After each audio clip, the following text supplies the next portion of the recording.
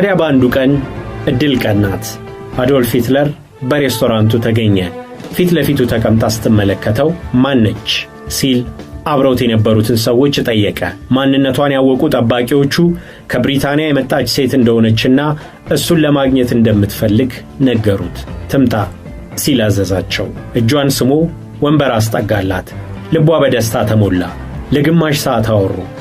ከዚህ በኋላ ብሞትም አይቆጨኝም ስትል የተሰማችው ዩኒቲ ቀጣይ እሱን ለማግኘት ከጠባቂዎቹ ጋር መወዳጀት ጀመረች።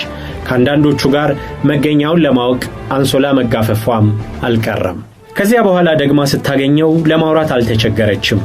በባዕድ እምነት ለተሞላው የሂትለር አእምሮ አያቷ እሱ የሚያደንቀው ሪቻርድ አርኖልድ ጓደኛ የነበሩ መሆናቸው፣ የፓርቲው መለያ ምልክት እንዲሆን በመረጠው ስዋስቲካ መወለዷ፣ የመሃል ስሟ ቫልክሪን መሆኑ የጣፈንታ መገናኘት አድርጎ እንዲቆጥረው